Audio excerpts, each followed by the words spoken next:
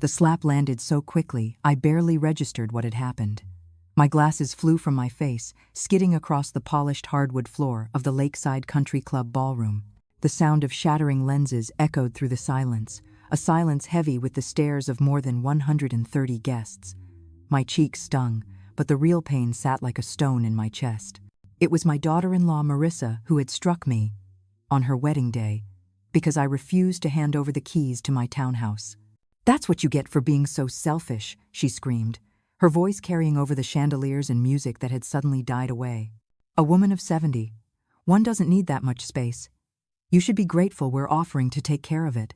The guests froze, their forks and glasses suspended midair. A few looked away, ashamed, while others whispered to each other behind hands. Not one person moved to help me as I crouched down, trembling, to pick up the broken pieces of my glasses. My son, Daniel, stood just a few feet away, staring at the floor as if I were invisible. "You're not welcome here anymore," Marissa continued, smoothing the folds of her satin gown as though nothing had happened. "Daniel and I need privacy to begin our new life. Your townhouse will be perfect for us until we can buy something better." Her words dripped with venom. For months, I had endured her constant barbs about my second-hand clothing, my 12-year-old sedan, my quiet life in my modest home. But this was different. This was a wound carved in public, a line that could never be uncrossed. I rose slowly, my knees stiff, feeling every pair of eyes pierce me like knives. Tears blurred my vision, but something deeper stirred inside me. That slap was not just a blow, it was the final straw. For years, I had lived humbly, quietly, with secrets even my own son did not know. Now, as I walked with measured steps toward the exit, memories stormed my mind like a flood. I remembered the first time Marissa had visited my townhouse 2 years earlier. Her face twisted when she stepped inside, taking in my worn sofa and the tiny galley kitchen. "Seriously, this is where Daniel's mom lives?" she muttered, not caring that I could hear. From that moment forward, every visit had been laced with disdain. 3 months ago, during Sunday dinner, she leaned close across the table and said, "Elaine, don't you think it's time to downsize? A woman your age shouldn't be rattling around in such a big place. Daniel and I are planning on children soon, and we'll need more space." Her smile was sweet enough to fool my son, who nodded along like a puppet, but her eyes betrayed the calculation behind her words. The humiliations had escalated like clockwork. "Elaine, don't you own anything stylish? That sweater looks like it's from another decade. That car of yours is ancient, it's dangerous for you to keep driving it. Why are you still working at that little bookstore? At your age, you should be resting, not handling shelves and cash registers." Each remark was a poisoned dart, carefully aimed at my self-worth. "My name is Elaine Carter. I am 71 years old. To the world, I am a widow of modest means. A woman who clips grocery coupons, buys clothes from discount racks, and drives a beat-up sedan. But appearances are not always truth. Before my husband, Thomas, passed away, we built a very different life. Thomas had not been a low-level bank clerk as everyone believed. We had made a deliberate choice to live modestly, concealing the reality of our financial situation. Behind our ordinary facade were investments, properties, and savings that we kept carefully hidden to protect our privacy. As I walked out of that ballroom, the conversations of the guests followed me like a poisonous fog. "Poor thing, she looks so fragile. No wonder Marissa doesn't want her around. She's too old to live alone. She should be in a retirement community, not clinging to a townhouse." Each whisper was a blade, slicing away at my dignity. Yet beneath my grief, something hardened. Marissa thought she had humiliated me beyond repair. She thought I was just an old woman to be discarded, a burden to be erased. But she underestimated me. She did not know that I was the keeper of more than memories. She did not know that my townhouse was the smallest part of what Thomas and I had built. That night, as I sat alone in my quiet home with the faint sound of crickets outside, I touched the bruised skin on my cheek and whispered to myself, "No more." They had declared war without realizing it, and I, Elaine Carter, had spent a lifetime preparing for battles they couldn't even imagine. "She looks so fragile," whispered Madison's aunt, her voice dripping with false pity. "The bride is right.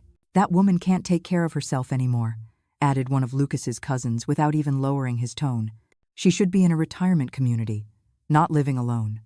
Another guest commented with a performative sigh of compassion, Each word landed on me like acid poured over open wounds. The cool blast of the Grand Harbor Hotel's air conditioning contrasted sharply with the suffocating heat that had risen in my chest. My hands trembled as I reached into my worn black purse for my phone. It was a purse I'd carried for nearly 6 years, not because I couldn't afford another, but because I had learned to value practicality over appearances. That was something my new daughter-in-law would never understand.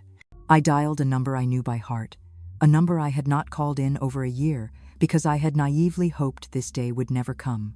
"David, it's Eleanor," I said, my voice trembling but steadying with each word. "I need you to come to the Grand Harbor Ballroom immediately. Yes, right now. Bring the documents you know about. It's time they finally learned the truth." "Are you sure, Mrs. Carter?" David's professional voice carried concern. "Once we do this, there's no turning back."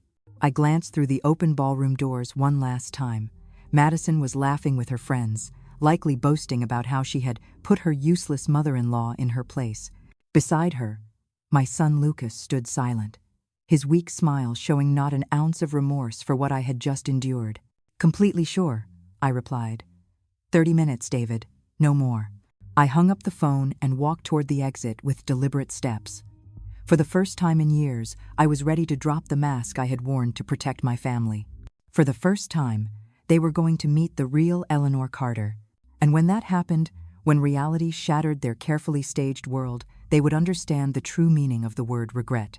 The parking lot outside was quiet, lit only by streetlights that cast long, spidery shadows between rows of cars. I sat down in my aging blue sedan and waited, the dashboard clock ticking steadily toward the moment everything would change. 30 minutes. 30 minutes for them to realize they had made the greatest mistake of their lives by humiliating the woman who had secretly been taking care of them far more than they could imagine. As I sat in my car, memories flooded me like an unstoppable tide. It had all started nearly 3 years ago when Lucas arrived at my apartment, wearing the same nervous smile he had as a boy when he'd done something wrong. "Mom, I want you to meet someone very special," he'd said, his voice warm but uncertain. And there she was, Madison, with her perfectly styled auburn hair, her designer dress, and a smile that never quite reached her eyes. From the very first moment, I sensed something was off. The way she looked around my modest apartment, evaluating every corner with thinly veiled disdain, told me everything I needed to know about her intentions. "How cozy," she murmured, letting her gaze linger on my second-hand furniture and the faded curtains Lucas had grown up with. Her tone suggested the opposite of her words. Lucas, blinded by what he thought was love, didn't notice the condescension in her voice. That first dinner was a silent disaster. Madison barely touched the meal I had spent hours preparing, claiming she was watching her figure. When I asked about her family, she gave vague answers, but not before turning the conversation back to me with a curiosity that felt almost predatory. "And how do you manage on a widow's pension, Eleanor?" "It must be hard to get by on so little," she had said, her tone sugary and false. What Madison didn't know was that I had been observing her just as carefully as she had been observing me. Over the next several months, I began to see patterns that confirmed my worst instincts. Every time they visited my home, she found something new to criticize. "These kitchen cabinets are so outdated. It's really unsafe for you to live alone in such a large place. Lucas and I are planning for the future, and we'd love to see you somewhere more appropriate for your age." Each phrase was a thinly disguised dart, meant to weaken my confidence. But I stayed silent, watching, noting, planning. Madison believed I was just an elderly woman, harmless and pliable, a stepping stone on the path to a lifestyle she felt entitled to. Lucas, lost in her orbit, echoed her sentiments without even realizing how much he had changed. But they had no idea who I truly was. They had no idea of the life Thomas and I had built behind the facade of modesty. They had no idea of the investments, the savings, the quiet empire we had constructed, while the world assumed we were living paycheck to paycheck. As I waited for David to arrive, my heart steadied. My hands, which had trembled moments before, now rested calmly on the steering wheel. The bruises from Madison's slap still burned, but underneath that pain was something stronger resolve. They had spent years preparing to take everything from me. They had spent months chipping away at my dignity. But tonight, at their own celebration, they would discover that the woman they thought was weak had been protecting herself all along. The minutes ticked down. Soon the headlights of David's car would pull into the parking lot, carrying the documents that would reveal the truth. Soon Madison's laughter would freeze, and Lucas's weak smile would vanish. And when that moment came, I would no longer be just the old woman they had humiliated. I would be Eleanor Carter, and they would finally understand regret. Madison often cloaked her remarks in false sweetness, saying things like how I deserved something better in my golden years. But her eyes always lingered on what truly mattered: the prime location of my townhouse, the sweeping view from the balcony, and the generous size of each room. One afternoon, while Lucas was in the bathroom, I overheard Madison speaking softly on her phone in my kitchen. "Yes, Mom. His mother's townhouse is in a really expensive neighborhood. If I can convince her to move into a smaller place, we could live here until we can buy something of our own. She's so naive, she'll probably even thank us for helping her make the transition." Her words pierced me like a knife. Yet when she returned to the living room, I feigned ignorance, smiling politely as if I had heard nothing. From that moment forward, every interaction between us became a carefully staged performance. She played the role of the caring daughter-in-law, deeply concerned about my well-being, while I pretended to be the frail widow who needed guidance. But behind my calm mask, I was studying her every move, gathering evidence, piecing together her true motives. It felt like a chess game in which both of us believed we were winning. The following months brought an escalation in her manipulation. First came the subtle suggestions. "Eleanor, I've seen some really nice retirement communities with all-inclusive services and no maintenance worries. They'd be perfect for you." Then the pressure grew bolder. "You can't keep living alone at your age. What if you fall, and no one discovers you for days?" Each argument was crafted to paint me as helpless and incompetent. The most painful blow was watching my own son repeat her words like a well-trained parrot. "Mom, Madison is right. Maybe it would be better for you to consider a smaller, safer place." Hearing Lucas, my boy whom I had raised with sacrifice, honesty, and discipline, now see me as an obstacle instead of a source of love was more devastating than any insult Madison could hurl. The psychological campaign intensified after they announced their engagement. Visits became more frequent but increasingly tense. Madison began arriving with glossy real estate magazines and brochures for so-called senior living communities. She would spread them across my coffee table like a salesman preparing for a pitch. "I'm just exploring options for you, Eleanor. I want to make sure you have the best quality of life possible," she said with her polished smile. But I had already begun my own quiet investigation. One afternoon, when they were out running wedding errands, I called my old friend Amelia, who had worked in real estate for decades. "Amelia, I need your help," I said, lowering my voice. "There's a young couple very interested in my townhouse, and I need to know more about their financial situation." What she discovered chilled me to my core. Lucas and Madison were drowning in debt. The wedding they were planning was set to cost over $50,000, entirely financed through credit cards and risky personal loans. The apartment they rented was months behind on payments, already under threat of eviction. Their 2 luxury cars were leased with monthly payments they could not sustain. The glamorous lifestyle they flaunted was nothing more than a fragile facade built on suffocating debt. Suddenly, everything made sense: the rush to get married, the relentless insistence that I move out, the constant reminders of my supposed vulnerability. It had never been about love or family. It was about survival. And my townhouse, located in one of the most sought-after neighborhoods in the city, was their lifeline. The revelation struck me harder than Madison's slap ever could. My son, the boy I had raised with love and values, had chosen the path of deceit and exploitation. He had allowed an ambitious woman to twist his loyalty until he saw me not as a mother to be cherished, but as a resource to be exploited. In the weeks leading up to their wedding, the pressure became unbearable. "Eleanor, you can't keep being so selfish," Madison said one evening, her tone sharper than ever. And Lucas, standing silently at her side, nodded in agreement. In that moment, I realized the truth. The child I had once protected with everything I had now stood against me, blinded by greed and chained by debt. But what neither of them knew was that I had been preparing as well. And soon, they would discover just how dangerous it was to underestimate me. Just 3 days before the ceremony, Madison came to me without even pretending to care anymore. "Lucas and I have sacrificed so much for this wedding," she said coldly. "The least you can do is help us with housing." Her words were no longer wrapped in fake concern. They were a direct demand, disguised as a family favor. That night, I made a decision that would change everything. I called David, my financial advisor, the only man I had completely trusted since my husband Thomas passed away. "David, I need you to prepare some documents," I told him. "It's possible I'll have to reveal information I've kept secret for years." His voice became serious immediately. "Mrs. Carter, are you sure this is the right time? Once this information becomes public, you can't take it back.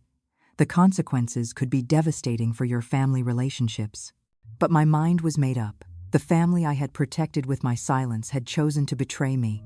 Now, sitting in my car in the Grand Harbor Hotel parking lot, waiting for David to arrive with the documents that would change everything, I realized the moment of truth had come. 25 more minutes, and Madison, Lucas, and all those guests who had looked at me with pity would discover who Eleanor Carter really was. 25 more minutes, and their perfect world, built on lies and greed, would crumble like a sandcastle. The night breeze rustled the trees, creating dancing shadows under the streetlights. It was strangely poetic that on such a beautiful night, so many illusions were about to die forever. 20 minutes had passed since my call to David, and every second felt like an eternity. From my car, I could see the golden lights of the ballroom, hear the cheerful music and laughter spilling out of the open windows. It was surreal to think that in just a few minutes, that celebration would turn into a nightmare for its main players. I closed my eyes and let the most painful memories of the last few months flood my mind. I needed to remember exactly why I had reached this point of no return. The biggest humiliation had happened just 2 weeks before the wedding, during what Madison called an important family meeting. She had arrived at my townhouse, not only with Lucas, but also with her parents, a perfectly planned ambush. "Eleanor, we want to talk to you about your future," Madison's mother began, a haughty woman who looked at me as if I were a bothersome insect. "We believe it's time for you to make responsible decisions about your life," continued Madison's father, a burly man who surveyed my living room with the eyes of an appraiser evaluating a property. "At your age, living alone in such a big place is not only unnecessary but dangerous. What if you have a medical emergency and no one finds out for days?" Their words were rehearsed, too perfect to be spontaneous. Lucas remained silent throughout the conversation, nodding occasionally like a well-trained puppet. Seeing him sitting next to a family that treated me as an obstacle was like watching the son I had raised die before my eyes. "Mom," he finally said in a voice I no longer recognized, "they're right. Madison and I have been talking, and we think it would be better for everyone if you moved to a place more appropriate for your age." "I'm appropriate for my age," I repeated, feeling anger begin to boil inside me. "And who gets to decide what's appropriate for me? You?" Madison's mother exchanged a knowing look with her husband, as if my words confirmed something they had already discussed. "Eleanor, we understand this can be difficult to accept," she said smoothly, "but you must think about what's best for Lucas and Madison." What's best for them?" I murmured, beginning to understand the true dimensions of the conspiracy woven behind my back. "And I suppose my townhouse would be perfect for them to start their married life, wouldn't it?" The awkward silence that followed told me everything I needed to know. The trap had been set, and they expected me to walk into it willingly. But they had underestimated me. In my car outside the Grand Harbor Hotel, I tightened my grip on the steering wheel. Soon David would arrive with the documents that held my truth. Soon Madison's smirk would vanish, and Lucas's blank stare would break. And on that night, under those bright ballroom lights, they would finally meet the real Eleanor Carter, the woman they had mistaken for weak. "Perfect for them to start their married life, right?" I asked bitterly. The awkward silence that followed was all the confirmation I needed. They had rehearsed every word of this conversation, every argument, every psychological tactic. Madison stepped forward with the air of someone who believed she was in complete control. "Eleanor, it's not just about the townhouse," she said smoothly. "It's about your well-being. We've been doing research, and we found a wonderful residence for people your age. It has 24-hour medical staff, social activities, and prepared meals. You could make friends with people who really understand what you're going through." Her fake smile made my stomach turn. "What I'm going through?" I asked, pretending confusion. "And what exactly do you think I'm going through, Madison?" She glanced at Lucas before answering. "Well, Loneliness, financial stress, the fear of not being able to take care of yourself. It's normal at your age, Eleanor. You don't have to be ashamed of needing help. The audacity of this 28-year-old woman lecturing me about what was normal for my age left me speechless for a moment. But then I saw something in her eyes that froze me more than her words. It was certainty, the absolute conviction that she had a right to my home, my choices, my very life. To her, I wasn't a person with autonomy. I was simply an obstacle to be cleared away with as little resistance as possible. "We've run the numbers," Madison's father said, pulling a folder from his briefcase. Clearly, this had been planned in advance. "The cost of the residence is about $2,500 a month. With the sale of your townhouse, you'd have enough money to cover it for many years. And there would still be some left over to help Lucas and Madison with their marriage expenses." There it was, the naked truth. This was never about my health or safety. It was about money. About converting my home into cash to fuel their collapsing lifestyle. "And if I refuse?" I asked quietly, though I already knew the answer. Lucas finally spoke, his voice stiff and rehearsed. "Mom, we hope it won't come to that, but if your mental health declines to the point where you can't make rational decisions..." He didn't need to finish. The threat was clear. If I didn't cooperate, they would pursue legal means to declare me incompetent. They had researched everything. They had prepared the ground. They were ready to take by force what I refused to give voluntarily. The son I had raised with sacrifice and love sat there, allowing strangers to threaten me in my own living room. That night, after they left with my firm refusal, I cried for the first time in years. Not from sadness, but from the death of the illusions I had clung to about my family. Lucas was no longer the boy I had raised. He was a man willing to betray his mother for comfort and convenience. Through tears, I called David immediately. "I need you to investigate something urgently," I told him. "I want to know exactly what the real financial situation is, for my son and his fiancée. Everything, debts, income, liabilities. I want the truth." The results of his investigation were devastating. Lucas earned about $50,000 a year as a mid-level sales manager, but he carried more than $80,000 in credit card debt. Madison worked part-time as an image consultant, earning maybe $5,000 annually, yet she spent as if she were a CEO. Together, they owed more than $120,000, not even counting the personal loans they had taken out to pay for their extravagant wedding. The apartment they rented for $2,000 a month was 3 months behind on payments.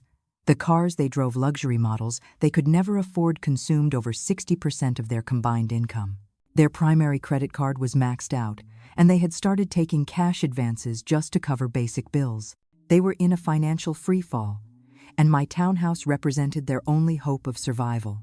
But there was something else in David's report that cut even deeper, something that shattered what little faith I still held in my son.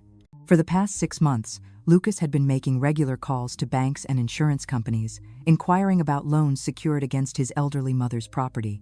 He had also been asking about the legal steps required to obtain financial power of attorney over senior citizens. My own son had been preparing my systematic dispossession for months. The most painful discovery came at the end of David's report. According to a private investigator he had hired, Madison had been bragging to her friends that she had sacrificed herself by marrying an older, less attractive man because his mother owned valuable properties and had no competing heirs. To her, marrying Lucas had never been about love. It was a calculated investment in my estate. That revelation was the final straw. For weeks, I had considered revealing my true financial situation to them, hoping that perhaps the shock would jolt them into rethinking their behavior. But after reading that report, I understood. It wasn't about financial struggle or desperation. It was about pure, calculated greed that had twisted my son into someone I no longer recognized. The days leading up to the wedding had been torture. Every phone call from Lucas carried another plea, another pressure to reconsider my decision. Every visit from Madison came loaded with poisonous comments about my stubbornness and selfishness. They began treating me as if I were already a senile old woman whose opinions no longer mattered. The night before the wedding, Lucas made his final attempt. "Mom, tomorrow is the most important day of my life. Please don't ruin it by being difficult. Madison only wants what's best for all of us." Those words were the last confirmation I needed that I had truly lost my son. The man preparing to marry the next day was no longer the boy I had raised with sacrifice and love. Now, sitting in my car outside the Grand Harbor Hotel, waiting for David to arrive, I realized everything had led to this moment. It wasn't about revenge or cruelty. It was about justice, about showing them the consequences of their actions. Some lines should never be crossed, and they had crossed every one. 15 minutes more, and everything would change forever. My hands trembled as I dialed the number of Joseph, my neighbor from the townhouse next door. He was 70 years old and had been a silent witness to many of the tense visits over the last few months. "Joseph, it's Eleanor," I said, my voice shaking. "I need a very important favor. Could you go to my townhouse and bring me the brown folder from the second drawer of my desk?" "Yes, right now, it's urgent." Joseph had been like a brother to me since Thomas passed away. I trusted him completely, knowing he wouldn't ask unnecessary questions. While I waited, my mind drifted back to a conversation I'd had with him just a week earlier. He had seen Madison arrive with a man carrying a briefcase, an appraiser who had been measuring the exterior of my townhouse without informing me. "Eleanor, that girl brought someone to evaluate your place," Joseph told me with concern in his voice. "When they noticed me watching from my balcony, they left quickly. I don't like what's happening here." Joseph had also been the first to notice the subtle changes in Lucas's behavior. "Your son doesn't greet me the way he used to," he observed. "He used to stay and chat. Now he rushes in and out, almost like he's ashamed of something." His words had only confirmed what my heart already knew. I had lost my son long before the slap in the ballroom. The folder I asked Joseph to fetch contained documents no one in my family had ever seen: bank certificates, property deeds, and investment records that Thomas and I had carefully kept hidden for decades. They were proof that the poor widow, living modestly on a small pension, was, in reality, far from powerless. A woman with enough resources to change lives with a single decision that was who I truly was beneath the disguise of modesty. 10 minutes later, Joseph appeared in the parking lot, the brown folder clutched in his hands. "Eleanor, what's going on? You look very upset," he said gently as he handed me the documents. "It has to do with Lucas's wedding," I explained, summarizing the humiliation I had endured in the ballroom. With every detail, I saw his face tighten, his jaw set with anger. "That woman is a viper," he muttered. "I always knew it." Joseph," I said quietly. "In a few minutes, a man named David will arrive. When you see him, tell him I'm waiting here. And Joseph, after tonight, many things are going to change. I want you to know you've always been like family to me." His eyes glistened as he nodded. "You're family to me too, Eleanor. Do what you have to do." As Joseph returned to his apartment, I opened the folder and began to review the documents I hadn't touched in months. The first was a bank statement showing a balance of $5,400,000 in an investment account. The second was the property title for a downtown office building that generated $50,000 in monthly rent. The third was the deed to a beachfront property I had purchased a decade earlier as an investment. Thomas had been brilliant with money. He started with a small logistics business and slowly built it into a quiet empire. Together, we had made the conscious decision to live modestly, to protect our privacy and our family's security. "Visible wealth attracts problems," he used to say. "Invisible wealth gives you power." I never imagined I would one day need to use that hidden power against my own son. Each document represented decades of sacrifice, smart planning, and hard work. The part-time job I held at the local bookstore was not because I needed the money, but because I enjoyed staying active and connected to people. The aging car I drove was not the result of financial strain, but because I had learned that unnecessary showiness only brought envy and problems. And the townhouse, my so-called burden, was actually the least valuable of all my properties. I had bought it not for its worth, but for the memories it carried. It was where Thomas and I had spent our final years together, where we had planned our retirement dreams, and where he had passed away in my arms after his long fight with cancer. But tucked in that folder was something else, something that would change everything for Lucas and Madison. For the past 3 years, since Lucas's finances began crumbling, I had secretly been paying many of his debts. The credit card payments he thought were covered by work bonuses had actually come from me. The special discount he claimed to have negotiated with his landlord was money I quietly transferred each month. Without his knowledge, I had been subsidizing his reckless lifestyle for years. The luxury apartment he flaunted, the imported car he drove, even portions of the very wedding being celebrated inside the Grand Harbor Ballroom, all had been made possible by my silent support. I had believed I was helping my son through temporary hardships. Instead, I was enabling his descent into irresponsibility, financing his transformation into someone I no longer recognized. The bank records showed it all clearly: monthly transfers, averaging $4,500, money he thought had come from bonuses or tax refunds, when in truth it was his mother scrambling to protect him from the fallout of his own poor decisions. The irony was brutal. While Madison publicly humiliated me as a financial burden to their future, I was the only reason their future could exist at all. While they plotted to strip me of my home to escape their debts, I had been saving them in secret for years. I closed the folder slowly, my hands steady now. Across the lot, I could still see the golden glow of the ballroom, still hear the faint pulse of music, still imagine the laughter of guests raising their glasses in celebration. But in less than 5 minutes, that celebration would be silenced. The truth was coming, and when it arrived, their perfect little illusion would shatter beyond repair. David would arrive soon with the final documents I needed. In less than 5 minutes, the process of cutting every financial thread I had woven to protect a son who chose betrayal would begin. This is not revenge, I reminded myself silently. This is justice. This is about teaching them that actions have consequences, that greed comes with a price, and that family is not a commodity to be sold for convenience. For too long, I had shielded Lucas from reality. That misplaced protection had corrupted him until he became unrecognizable. Headlights swept across the parking lot, flooding the night with a harsh white glare that momentarily blinded me. It was David, punctual as always, arriving with the documents that would change everything forever. I stepped out of my car and walked toward him, each stride carrying me further from the Eleanor I had once been and closer to the woman I needed to become. "Mrs. Carter," David said as he got out, a thick legal folder under his arm. "Are you absolutely sure about this? Once we go inside, there will be no way to undo what follows." I glanced toward the glowing ballroom windows one last time.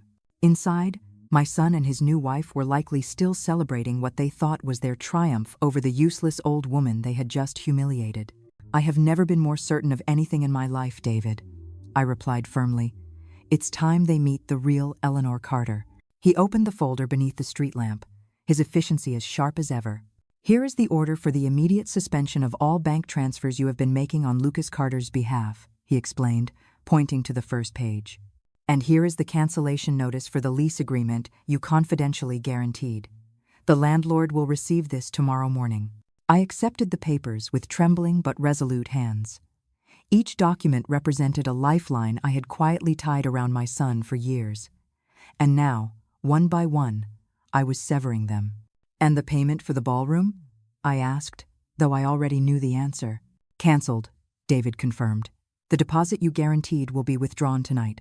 They'll have until tomorrow to find another source of payment." The weight of what I was doing washed over me like a cold tide. For 3 years, I had been the invisible safety net keeping Lucas and Madison's fragile lives afloat.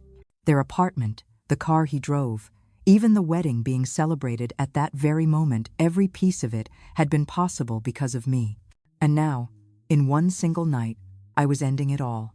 "David, I need you to understand something," I said as I signed each page with a steadiness I hadn't felt in years. "This isn't cruelty, and it isn't revenge. It's the only way they'll ever learn the real value of things. I've protected them from the consequences of their actions for too long, and it turned them into people I don't even recognize." David nodded with solemn respect.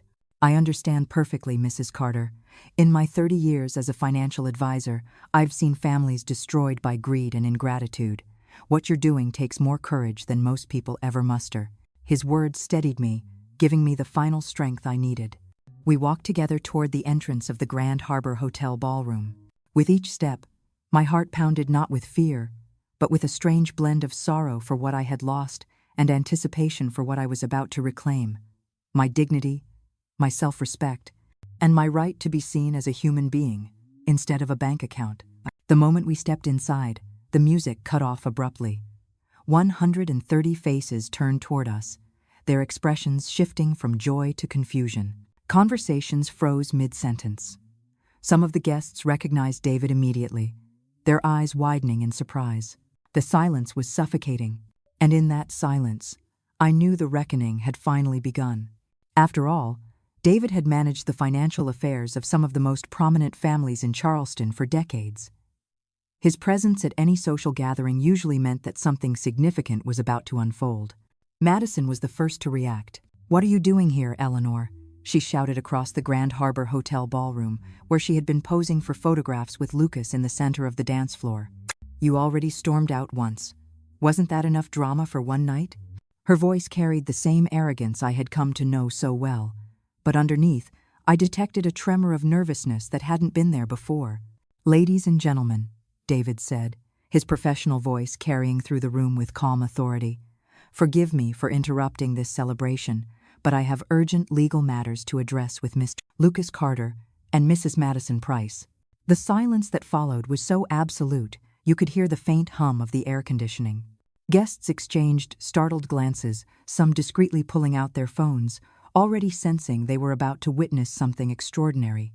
Lucas stepped forward slowly, his face pale and eyes wide with confusion. "What is this, Mom?" he asked, his voice much less confident than it had been when he stood by Madison's side, humiliating me earlier that evening. "Who is this man, and why is he talking about legal matters?" I saw his hands trembling as he straightened his tie, a nervous habit he had carried since childhood. "Lucas," I said firmly, my voice steadier than it had been in years. "This is David Whitman, my Lee." David opened his folder and drew out the first paper. "Mr. Lucas Carter, this is official notice that the financial guarantee your mother provided for your current lease agreement has been canceled. Your landlord will be—" All color drained from Lucas's face. "Financial guarantee?" he whispered, looking at me with dawning horror. "Mom, what is he talking about?" But I could tell from his eyes that part of him already knew. For years, he must have suspected his financial luck wasn't natural, yet he had chosen silence, too afraid of the answers he might receive. David continued with unwavering composure. "Additionally, the monthly transfers of $4,500 your mother has been making into your personal accounts have been permanently suspended.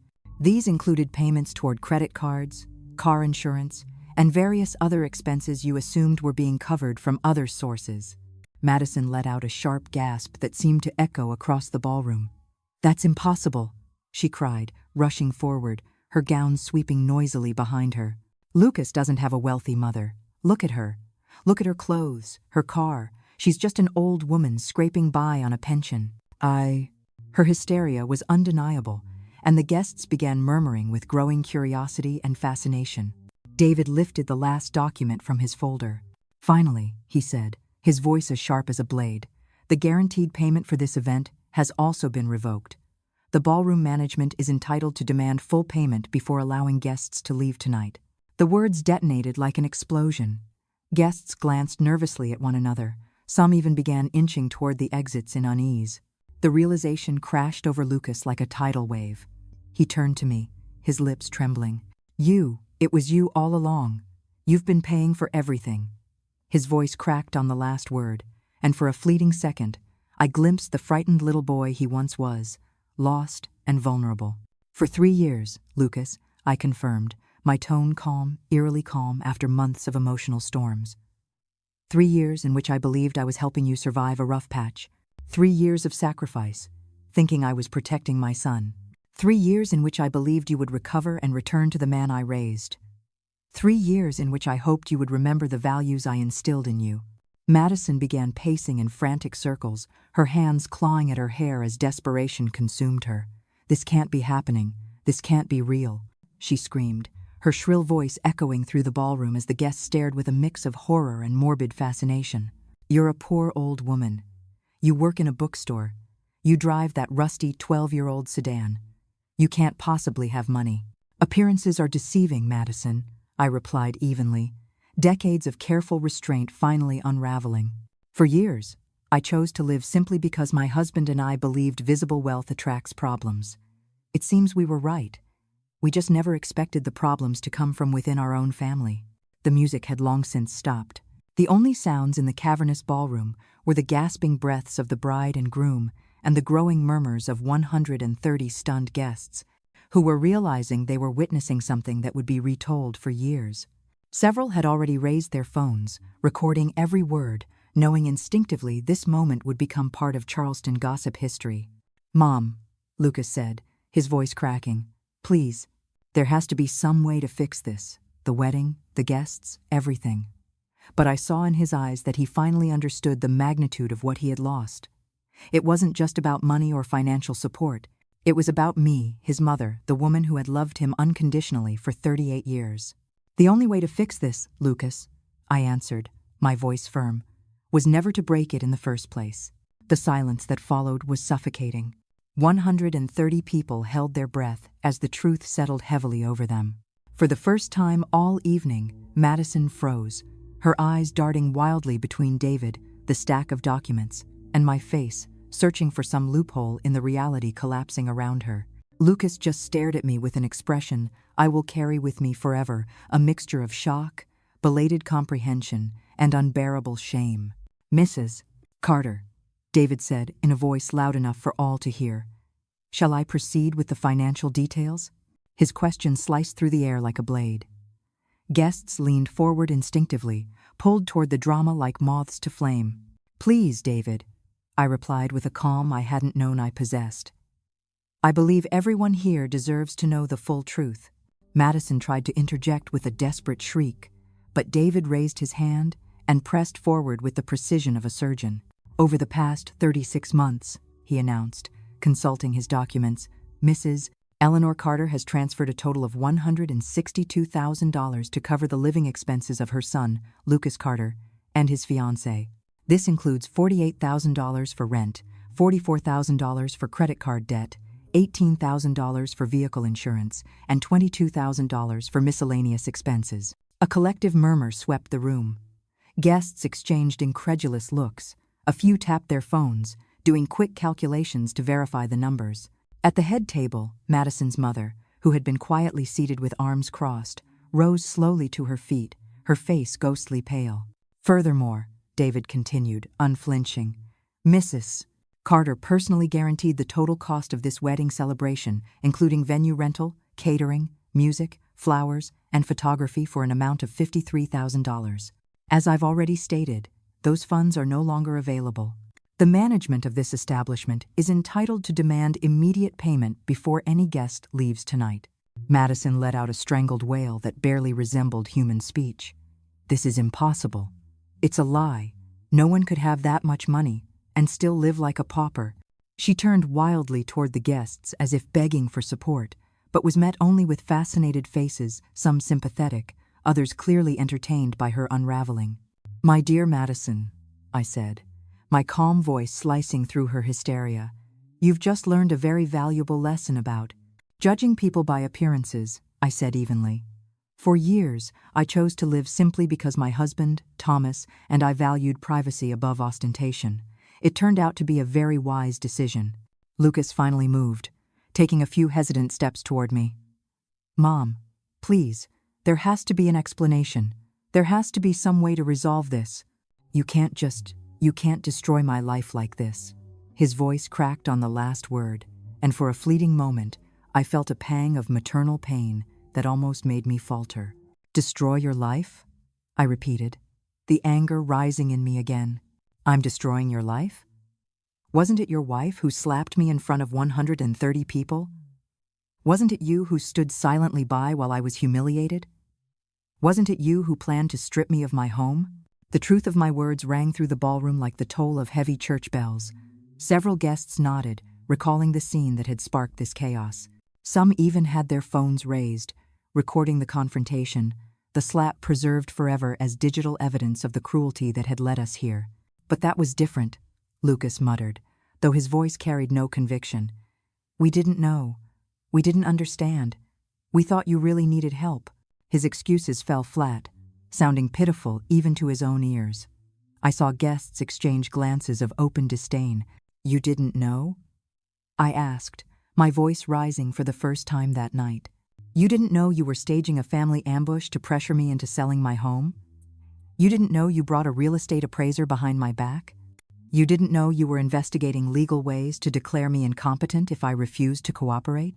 With each question, Lucas seemed to shrink, his shoulders slumping under the weight of truth. David seized the moment, pulling another document from his folder. Mr. Carter, I must also inform you that your mother has amended her will. All assets that were previously designated for you to inherit have now been redirected to charitable organizations dedicated to protecting seniors from family exploitation. The impact of his words rippled through the ballroom like a silent explosion. Madison staggered backward as if she had been struck. You can't do that, she screeched, her mask of composure shattering at last. We're your family. Lucas is your only son. You can't disinherit him over a stupid fight. A stupid fight? I repeated icily, letting the words hang in the air. Is that what you call a conspiracy to rob an elderly woman of her home? Is that what you call slapping your husband's mother on her wedding day? My voice had hardened to steel, and I saw several guests flinch at its cold edge. Madison's father, who had been silent until now, finally stepped forward, his expression a mask of panic. Mrs. Carter, I think we're all letting our emotions run too high tonight. Perhaps this discussion could continue in private, once things calm down. His tone was that of a man suddenly realizing he had backed the wrong side. There is nothing to discuss in private, I said firmly. Everything I needed to say has been said here, in front of the same people who witnessed my humiliation. You chose to make this public, and so my response is public. Heads in the room turned back and forth between us, as if watching an intense match, captivated by every word. David closed his folder with a sharp snap that echoed in the stillness. Mrs. Carter, all documents have been presented and explained. Their legal effects will begin immediately. He turned to Lucas and Madison, his professional expression betraying a flicker of satisfaction. I suggest you consult your own advisors as soon as possible. And with that, Madison broke. She collapsed into a chair, her sobs racking her body, echoing through the ballroom. Everything is ruined, she whispered between gasps, her perfect wedding unraveling before 130 witnesses. Everything we planned, everything we worked for, it's all destroyed. Madison sobbed. Her wedding gown, once flawless, now hung wrinkled and damp with tears, its elegance undone by despair. No, I said, approaching her for the first time since she had struck me. What's destroyed are the lies, the greed, and the disrespect. What's destroyed is the illusion that you can treat people like objects and escape without consequences. I stopped directly in front of her, forcing her to lift her tear-streaked face toward mine. This is what happens when you mistake kindness for weakness. Lucas bent down beside his wife and placed a trembling hand on her shoulder. Madison, he whispered, his voice raw, we have to find a way to fix this. There has to be something we can do. End quote. But even as the words left his lips, I saw in his eyes the truth he could no longer deny. Some bridges, once burned, cannot be rebuilt. There is a way to fix this, Lucas, I said, meeting his eyes without pain for the first time in months. You can learn from it. You can grow from it. You can become the man I raised you to be before greed consumed you. My tone softened slightly, because despite everything, he was still my son. But that growth will have to happen without my financial support, without my townhouse, and without my inheritance. From now on, you'll have to face life the way everyone else does by earning it. The ballroom remained silent, the kind of silence that settles when every soul present understands they are witnessing the definitive end of a family bond. David and I turned toward the doors, leaving behind a crowd of stunned guests and a newlywed couple whose carefully constructed world had crumbled in less than half an hour. We had nearly reached the exit when a voice broke the silence. "Wet, Eleanor?" I stopped. It was Clara, Lucas's younger sister, who had been seated quietly at a table near the back throughout the confrontation.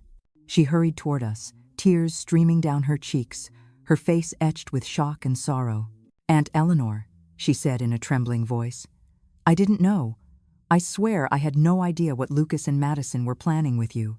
Clara had always been my favorite niece, a 9-year-old teacher with a gentle spirit who had stayed close to me even after her brother had drifted away. "If I had known what they were going to do to you, I would have stopped them," she cried. I touched her face softly, seeing in her eyes the same honesty I had recognized since she was a child. "I know, Clara. You've always been different. You've never looked at people as opportunities or resources to exploit." Her tears spilled faster as she nodded, devastated by her brother's betrayal. "But why didn't you ever tell us about the money?" she asked, her voice thick with confusion. "Why keep it secret all these years?" It was a question that deserved an honest answer, especially from someone who had always treated me with genuine love and respect. "Because your Uncle Thomas and I learned long ago that money changes people," I explained, noticing how several guests leaned in discreetly to listen. "We saw families destroyed by inheritances, friendships shattered by loans, children who began to see their parents as pensions instead of people. We chose to live modestly to protect the relationships that truly mattered." Clara nodded slowly, her expression softening as she began to grasp the wisdom of those words. "But Lucas, he wasn't always like this," she whispered, her pain unmistakable. "When we were kids, he would have defended anyone who dared hurt you. What happened to him?" "What happened," I said quietly, without anger but with infinite sadness, "was Madison. What happened was greed dressed up as love, ambition without values. And what happened was me trying so hard to shield him that I deprived him of learning the lessons life was supposed to teach him." Blang. The weight of my words filled the ballroom like a final verdict. The guests, family, friends, even strangers looked at me with a mixture of awe, pity, and respect. Lucas buried his face in his hands. Madison wept uncontrollably, and I, Eleanor Carter, walked out of the Grand Harbor Hotel with my dignity intact at last. Responsibility and consequences, my words echoed through the Grand Harbor Hotel ballroom, where every guest remained riveted, hanging on each syllable. David had respectfully stayed in the background during my exchange with Lucas and Madison, but now he stepped forward and leaned close. "Mrs. Carter, the ballroom manager is coming this way. It appears he's already been informed about the cancellation of the guaranteed payment." Sure enough, I saw a broad-shouldered man in a dark suit making his way toward us, papers in hand, his expression grim. "Mrs. Carter," the manager said in a clipped professional voice, "I just received a notice of payment cancellation that is highly irregular. According to the contract, this event was guaranteed until tomorrow morning. Can you explain what is happening here?" His presence layered a harsh dose of reality onto the drama I had just unleashed. "Mr. Daniels," I replied, remembering his name from the quiet conversations we'd had when I arranged the wedding deposit in secret. "The financial guarantee I personally provided for this celebration has been revoked due to extraordinary circumstances revealed tonight." I gestured toward Lucas and Madison, who still stood in the center of the ballroom like statues of despair. "I understand," Daniel said, his voice weary, carrying the weight of years handling society events. "And who will be responsible for payment now?" "The outstanding balance is $53,000 covering the venue, catering, music, floral arrangements, and photography." His tone was firm, leaving no doubt someone needed to resolve the matter immediately. Lucas finally stirred, moving toward us with faltering steps. "Mr. Daniels, this must be some mistake. My mom, she can't just cancel the payment like that. We're family. This can be fixed." His voice trembled with desperation. I had never heard from him before. "Young man," Daniels said, with the strained patience of a professional used to unreasonable requests, "the financial guarantee was made by Mrs. Carter personally. She has every legal right to withdraw it. Unless an alternative payment is provided immediately, I will have no choice but to suspend the event." Madison stumbled forward then, her once pristine wedding gown now crumpled and stained, her mascara streaking down her face. "You can't do this," she screamed at Daniels, her voice shrill. "It's our wedding day. You can't ruin everything over money." Her hysteria rippled through the room, drawing uneasy murmurs from the guests. "Ma'am," Daniels replied, his tone hardening, "I am not ruining anything. I am enforcing the contract you signed. If no alternative payment is produced, I will be forced to end this event and ask all guests to leave." His words struck the ballroom like a gavel, final and inescapable. The reality sank in. Some guests quietly began gathering their belongings, edging toward the exits. Others stayed rooted, unable to tear themselves away from the train wreck unraveling before them. "Mom," Lucas said, coming closer now, tears glistening in his eyes the first time I'd seen him cry since he was a boy. "Please, I know what we did was wrong. I know we hurt you. But there are 130 people here. There are photographs, memories. Please don't destroy all of this over one fight." His voice cracked on the last word, and for a brief instant, I saw the child he once was, the boy who used to run into my arms after nightmares. "Lucas," I said, my calm surprising even myself, "I am not destroying anything. You destroyed this when you chose greed over love, when you chose manipulation over honesty, when you chose to stand silent while your wife humiliated me instead of defending me as your mother." Each word was deliberate, each one a blade of truth, and though they pierced him, they were words that needed to be spoken. "What are we going to do?" Madison cried, her voice rising in panic as she looked helplessly at the guests still trickling out of the ballroom. "How are we going to explain this? How are we supposed to pay for everything?" Her desperation was raw, and I could see she was finally beginning to grasp the true weight of her actions. "You're going to do what responsible people do," I said firmly. "You're going to earn money honestly. You're going to learn to live within your means. You're going to discover what it means to work hard for the things you want instead of expecting someone else to hand them to you." "I know." My voice carried strength I hadn't felt in years, and I realized that decades of quiet wisdom were flowing through my words. David stepped closer and spoke softly. "Mrs. Carter, the legal process is complete. All documents have been delivered. There's nothing more we can do here." His message was clear. It was time to leave, to let Lucas and Madison face the consequences of their choices without me as their shield. Clara came rushing forward once more and wrapped her arms tightly around me.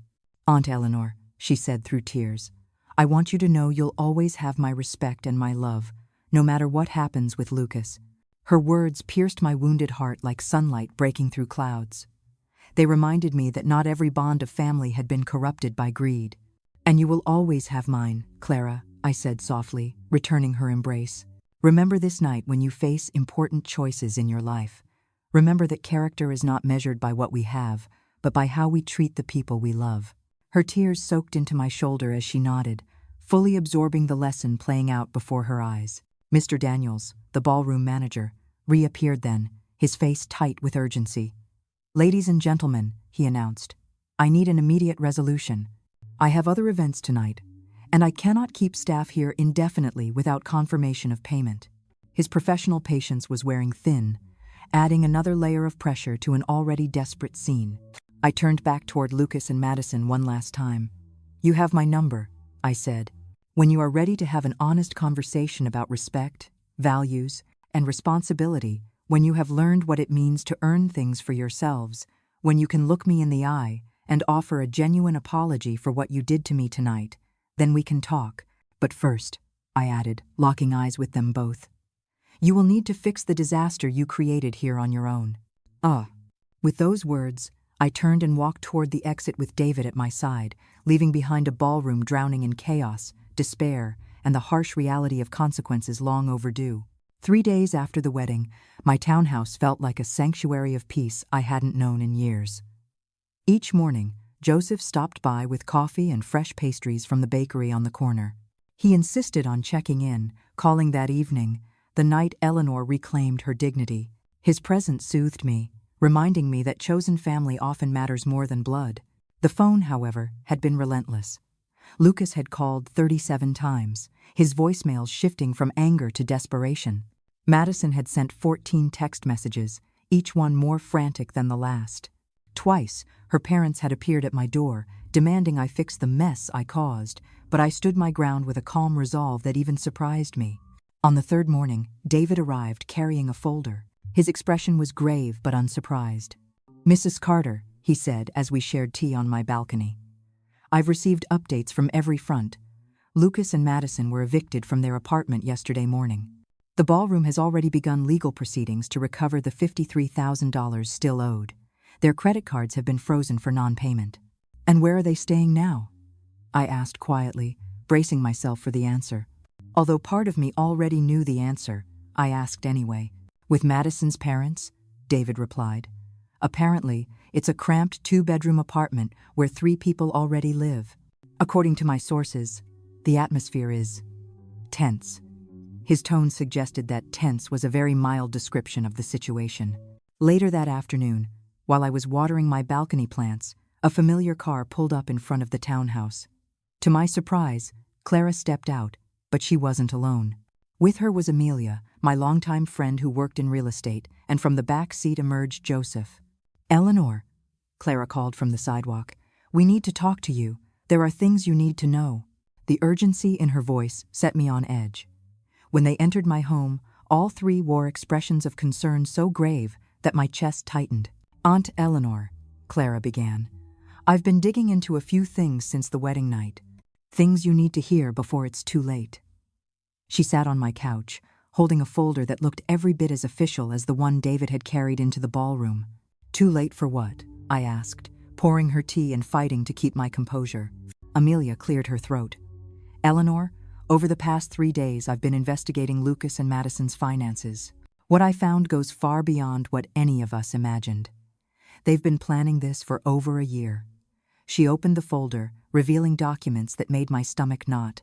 I uncovered evidence that Madison has been consulting with lawyers who specialize in competency cases involving seniors. She and Lucas had drafted a detailed plan to have you declared legally incompetent so they could seize control of your properties. Joseph, who had been quiet until then, leaned forward, his face grim. "There's more. The night after you left the wedding, I overheard Madison on the phone. She told someone that the old woman had ruined everything, but that they still had Plan B." "Plan B?" I repeated, my stomach twisting with dread and fury. Clara reached over and squeezed my hand. "Aunt Eleanor, they've been telling people you're senile, that what happened at the wedding proves you've lost touch with reality. They're building a case to convince a judge you can't manage your own affairs." The magnitude of their betrayal unfurled before me like an open wound. It wasn't enough that they had humiliated me publicly, plotted to steal my home, and conspired behind my back. Now they intended to weaponize my righteous defense of myself as proof of incompetence. The cruelty of it left me shaken. "But that's not all," Amelia added, her voice trembling. "I discovered Madison has been spreading rumors in the neighborhood about your so-called erratic behavior. She's spoken to several neighbors, encouraging them to report anything unusual they see. The systematic nature of her campaign to destroy me left me breathless." Just then, David arrived for our scheduled meeting. He entered the living room, immediately sensing the tension in the air. "Mrs. Carter," he said gravely, "I see your friends have already shared some of what we've uncovered. Unfortunately, I have additional news." He opened his briefcase and withdrew a set of documents. His face was more serious than I had ever seen it. "Yesterday, Lucas filed a preliminary petition," David explained. "He is requesting that the court evaluate your mental competency, citing what he describes as irrational behavior and erratic financial decisions." He laid the papers on my table with deliberate care. He's also submitted sworn statements from several witnesses who attended the wedding. The words struck me like a physical blow. My own son had gone from betrayal to full legal assault, determined to erase my independence with the stroke of a judge's pen. "Sworn statements?" I asked, my anger rising to replace the initial shock. "What kind of statements?" David consulted the stack of papers in his hands before answering. "Statements describing your supposed emotional outburst against an innocent young couple. Statements claiming your financial decisions were vengeful and destructive. Statements suggesting you've lost the ability to make rational choices." Clara squeezed my hand tighter. "Aunt Eleanor, they've convinced several wedding guests to sign declarations.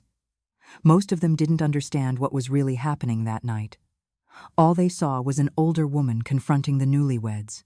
Her voice trembled with frustration, the voice of someone who knew the truth but felt powerless to prove it. "But there's good news too," Joseph interjected, his expression breaking into a smile that contrasted sharply with the gravity of the moment. He pulled out his phone and held it out for me to see. "Joseph, what is this?" I asked, staring at the screen. It was a social media video with tens of thousands of views. "Eleanor, remember how several guests were recording that night? Some of those videos have gone viral. People aren't seeing a senile woman attacking an innocent couple. They're seeing a dignified mother exposing years of abuse and manipulation." Amelia leaned in to look as well. "Eleanor, the comments on these posts are overwhelmingly in your favor. People are praising your courage, your calm under pressure, your willingness to set boundaries. Some are even sharing their own stories of family betrayal. You've become a symbol of resistance against elder exploitation." David nodded, a hint of pride in his eyes. "This public response will be invaluable if the case goes to court. It's very difficult to argue that someone is incompetent when thousands of strangers are applauding the clarity and justice of their actions. His professional smile returned, and for the first time, I felt the balance shift. The legal fight ahead wouldn't be as one-sided as I had feared. "But there's something else you should know," I said, rising from my chair, making a decision I had been weighing for the past 3 days. If Lucas and Madison want to turn this into a public battle, then they're about to discover exactly who they're dealing with. I walked to my desk and retrieved a thick folder I had been compiling since the night of the wedding. For these past 3 days, I've been in contact with attorneys who specialize in elder abuse. I've documented everything: their intimidating visits, the implied threats, the conspiracy to strip me of my home, and, of course, the slap Madison gave me in front of 130 witnesses. I laid photographs on the table, images of my cheek, swollen and bruised. I also placed medical reports confirming the physical assault. "If they want war," I said, my voice steely with determination I hadn't felt in decades, "then they will have war. But it will be fought on my terms, with my resources, and with the truth at my side." I paused, then smiled, surprising even myself. "And I've decided to do something I should have done years ago. I'm going to tell my story publicly. I'll show the world exactly what happens when greed disguises itself as family love."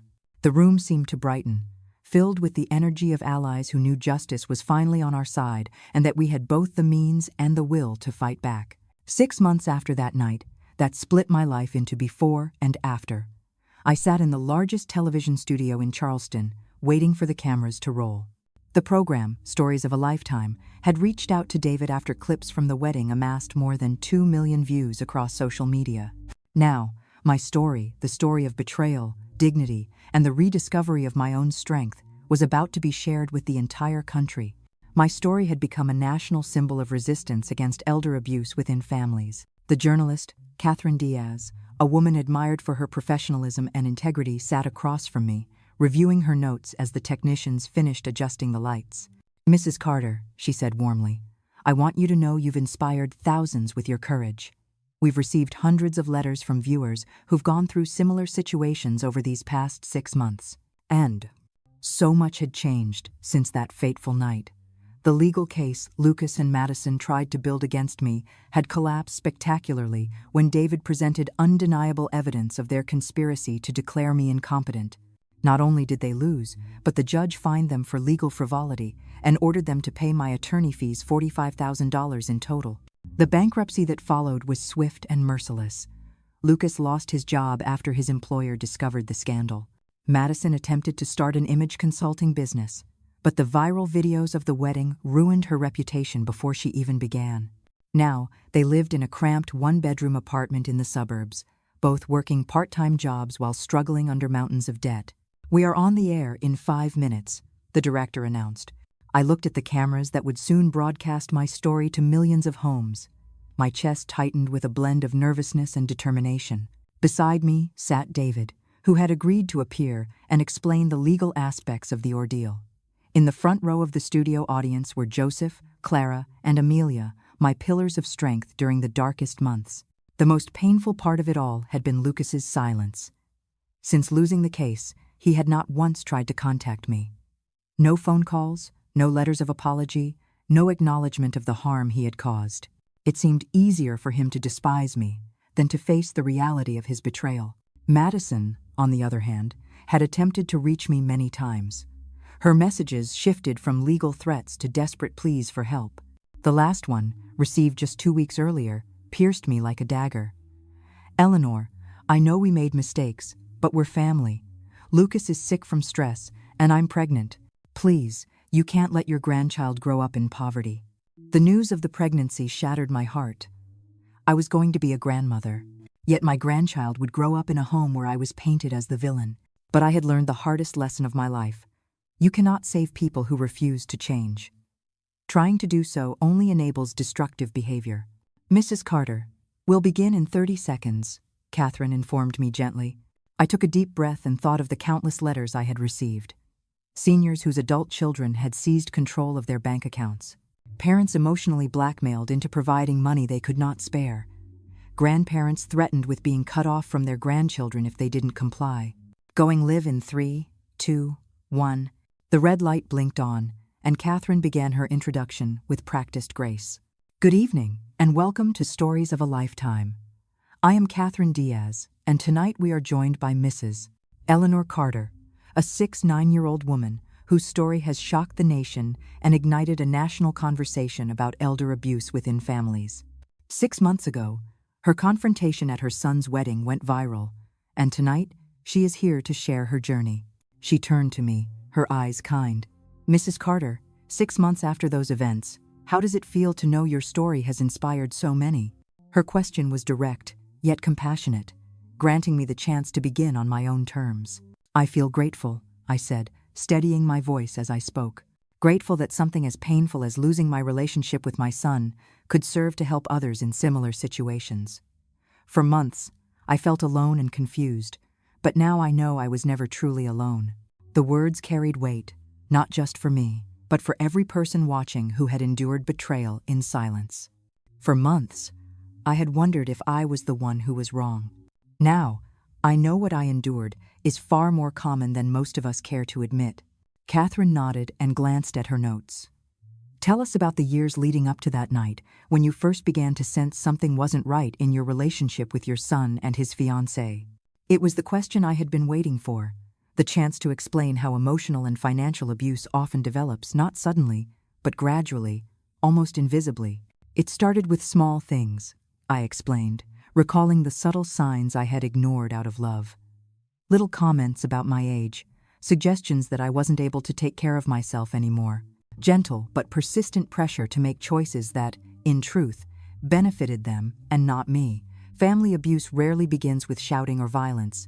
It begins with the slow erosion of your self-confidence, making you question your own judgment until you doubt your own reality. End of quote. David leaned forward to add legal context. What Eleanor is describing is a textbook pattern in elder abuse cases. Perpetrators, especially when their family begin with psychological manipulation, often disguised as concern. Over time, that manipulation escalates into more direct forms of coercion.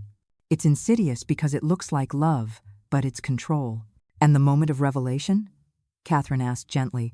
When did you decide to reveal the truth about your financial situation? It was the question I knew would come, the one that forced me to revisit the most painful moment of all. The slap, I replied simply. When Madison slapped me across the face in front of 130 people because I refused to hand her the keys to my townhouse, that was the moment I knew a line had been crossed. It wasn't just about protecting my family from themselves anymore, it was about protecting myself from further abuse. End of. The interview unfolded over 45 minutes, covering every stage of my journey. I spoke of the choice Thomas and I had made years earlier to live modestly, shielding our privacy. I described the years of secret financial support I had quietly provided. I recounted the conspiracy to have me declared incompetent, and the long legal battle that followed. Each answer was deliberate. I wasn't just telling my story. I was using it to educate others about the warning signs of abuse and the resources available for protection. Near the end of the program, Catherine leaned closer. Mrs. Carter, do you have a message for your son if he's watching this tonight? It was the hardest question, the one I had both dreaded and longed for. I turned to the camera, knowing there was a chance Lucas was out there, watching. Lucas, I began softly, if you are listening, I want you to know I still love you. I always will, because you are my son. But love does not mean accepting abuse. Love does not mean sacrificing dignity for convenience. Love does not mean allowing yourself to be a victim of greed. I felt tears sting my eyes, but pressed on. The doors to my heart will always remain open to you, but only if you can walk through them as the honorable man I raised you to be. Only if you can look me in the eye and accept responsibility for what you did.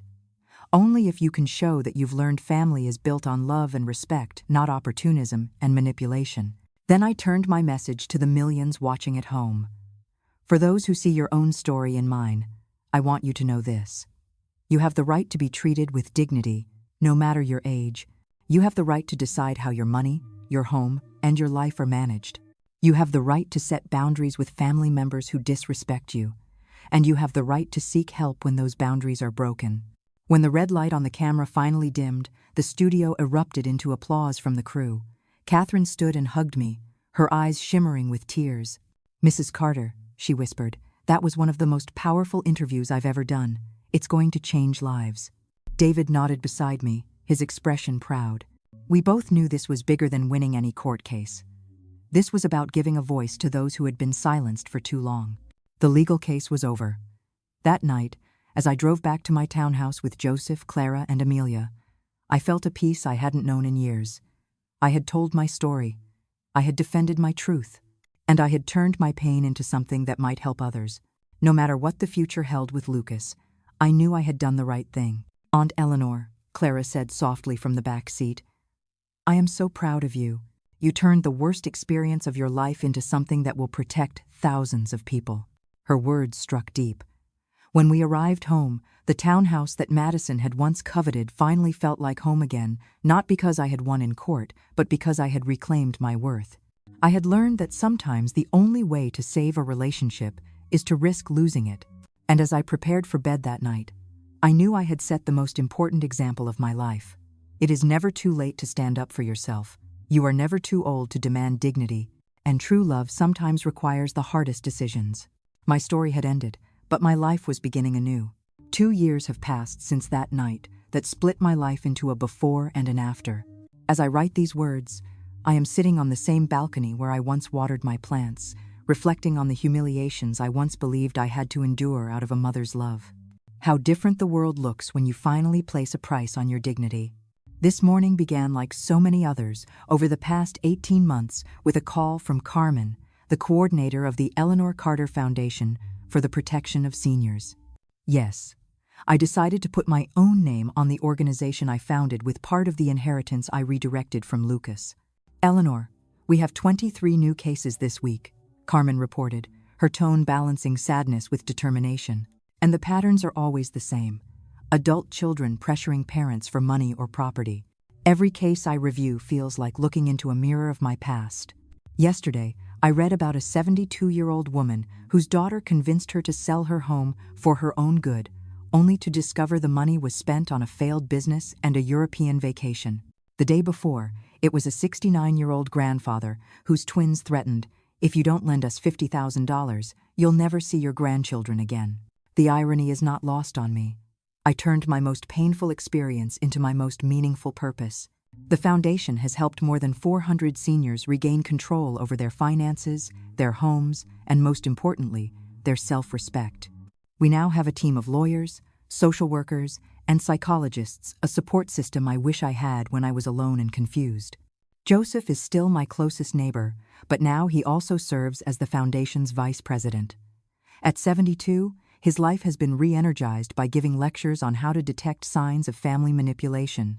"Eleanor," he told me last week while we reviewed cases together, "I never thought my golden years would turn me into a detective for dysfunctional families, but it's the best adventure I've ever had." Clara moved into the apartment next door a year ago. After her divorce from a marriage that lasted only 8 months, she decided she wanted to live near the bravest woman she knows. Working as our foundation's educational director has given her a sense of purpose she never found in the classroom. "Aunt Eleanor," she often says, "you taught me that real family isn't always blood. Sometimes it's the people who choose to honor you unconditionally." The success of my story has brought consequences I never imagined. The book I co-wrote with an investigative journalist, When Love Hurts. An Elderly Woman Fights Back became a national bestseller, selling more than 200,000 copies. Every cent of the royalties goes to the foundation. The letters I receive from readers are living proof that we are not alone. Seniors write to me about how they found the courage to say no for the first time in years. Others describe how they reclaimed their homes, their savings, or simply their dignity. And every time I read one of those letters, I am reminded of that night in the ballroom, the slap, the humiliation, and the choice I made to turn pain into power. That choice has become my legacy. The testimonies I receive remind me that my experience has resonated in thousands of homes where silence once ruled. David remains my financial advisor, but now he also serves as the foundation's chief accountant. His skill in navigating the legal maze of my confrontation with Lucas has become invaluable in helping others trapped in similar nightmares. "Mrs. Carter," he told me during our last monthly meeting, "we've recovered more than $3 million in property and savings that abusive family members had stolen from seniors. That's 3 million worth of dignity restored. The question everyone asks me, in interviews and private conversations alike, is whether I miss Lucas. The answer is complicated and painful. I miss the child he once was, the young man who sometimes showed flashes of kindness and honor. I miss the illusion of the family I thought I had. But I do not miss the years of manipulation, emotional blackmail, and relentless disrespect. Over the past 2 years, Lucas has reached out to me only 3 times. The first was 6 months after the television interview, when some of his co-workers had seen the broadcast and began treating him differently. The second was when his son, my grandson, Noah, was born 14 months ago. The third was just 3 months back, after Madison left him, taking the baby and half of their modest possessions. Each call had the same pattern: requests for financial help. Never a genuine apology, never acknowledgement of the pain he caused. He still sees every misfortune as an external injustice, never as the result of his own choices. The last conversation we had lasted less than 5 minutes. It ended when he said bitterly, "Mom, your pride is more important than your grandson." I answered with a clarity that surprised even me. "Lucas, my dignity is exactly as important as my grandson, and I hope one day he learns that lesson better than you did." It was the first time I had ever hung up on my son, and strangely, it felt liberating. The subject of Noah, though, is the only one that still makes me cry. He is 14 months old now and doesn't know me. When Madison left, she took all the family photographs, including the few I had of him. Still, I created a trust fund for his college education, administered by David, that will be available to him when he turns 18, no matter what kind of relationship we have by then. Maybe, Amelia often tells me during our weekly dinners, when Noah is older, he'll want his own answers. Maybe he'll find the courage to meet his grandmother. Amelia has become my closest confidant, especially since she herself had to draw boundaries with toxic relatives a decade ago. She understands the loneliness and the liberation that come with those decisions. What surprises me most about these past 2 years is how much my health, both physical and mental, has improved. During those final years with Lucas and Madison, I had suffered chronic insomnia, pounding headaches, and constant anxiety that kept me in a state of vigilance. My doctor says my latest tests show the stress profile of a woman 10 years younger. Eleanor, Dr. Hernandez told me at my last checkup, "It's incredible how the body heals when toxic stress is removed. Your blood pressure is excellent, you're sleeping deeply, even your posture has improved." He's right. I walk straighter now. My voice carries more authority. My hands no longer tremble when I sign important documents or make decisions. The bookstore where I once worked part-time closed last year, but I discovered a new passion through the community garden I helped establish in our neighborhood. Now, I spend mornings teaching other seniors about medicinal herbs and organic growing techniques. The soil grounds me. The plants remind me of resilience. And the people I teach remind me that wisdom, when respected, is never obsolete. My current routine includes 3 days a week at the foundation office, 2 days visiting the homes of seniors who need emotional support, and weekends devoted to writing my second book. This one will focus on practical strategies for detecting and preventing financial abuse within families, based on the hundreds of cases we have handled. The townhouse that once symbolized greed has become a place of peace and creativity. I have transformed Lucas's old room into an office where I welcome people seeking guidance. The walls are lined with thank you letters, photographs of families we've helped reconcile in healthier ways, and framed certificates from the universities where I've lectured. One of the most rewarding experiences during this period has been mentoring older women who face situations similar to mine. Margaret, 74, came to the foundation 6 months ago after her son sold her car without permission to cover his gambling debts. We worked together for 3 months, and just last week she sent me a photo of herself smiling proudly beside the new car she bought with her own savings after recovering her money legally. "Eleanor," Margaret wrote in her letter, "you taught me that setting boundaries isn't cruelty, it's survival. You taught me that self-love isn't selfishness, it's a necessity. And you taught me it's never too late to stand up for yourself." Her words reminded me why all my pain had been worth it. Reflecting on these past 2 years, I understand now that my story does not have the neat, fairy tale ending where everyone reconciles and lives happily ever after. Instead, it has something far more valuable: It has authenticity, reclaimed dignity, and a purpose that rises above my personal pain. I've learned that sometimes the greatest act of self-love is walking away from those who insist on hurting you. If I could send a message back in time to the Eleanor who walked into that wedding ballroom 2 years ago, I would tell her, have courage. What is about to happen will hurt deeply, but on the other side awaits a life more authentic than you ever imagined. Peace awaits you, the peace that comes when you decide you will never again allow anyone to treat you as disposable. End quote. Tonight, as I finish writing these reflections, I look toward the future with a renewed sense of hope. Tomorrow, I'll meet with state senators to discuss new legislation designed to protect seniors from financial and emotional abuse by family members. Next week, I'll preside over the opening of the Foundation's 3rd Regional Center. And next month, I'll begin filming a national documentary series on this issue, giving a voice to people who, for too long, have been forced into silence. At 70 years old, my life is richer, more meaningful, and more authentic than it ever was at 68. I have discovered that the end of a toxic relationship is not a loss, it is a liberation. I've learned that true family is often chosen rather than inherited. And I've proven that it is never too late to write a new chapter for yourself. When people ask if I regret what I did that night at the ballroom, my answer is always the same: no, because that night was the turning point.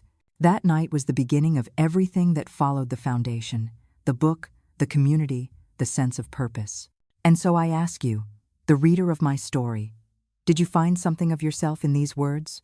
Which city are you listening from? Let me know in the comments. If you enjoyed this story, you can support me with a super thanks so I can continue bringing you more stories like this. Thank you, as always, for your kindness and support. On your screen, you'll see 2 more stories of resilience I highly recommend. Don't forget to subscribe so we can continue this journey together. See you in the next life story with love, dignity, and respect. One of the strongest lessons from Eleanor's story is that love should never be confused with obligation. Too often, families pressure older parents or grandparents to sacrifice their financial security or independence for the good of the family. But true love and respect never demand exploitation. In today's world, where elder financial abuse is more common than most people realize, it's important to set clear boundaries even with those closest to you. If someone in your life treats you like a resource instead of a person, step back and protect yourself. Keep your finances private, consult trusted professionals, and never be afraid to say no. Self-love is not selfish, it's survival. And remember, it's never too late to stand up for your dignity. By valuing yourself, you teach others how to treat you, and you create a legacy of strength for the next generation.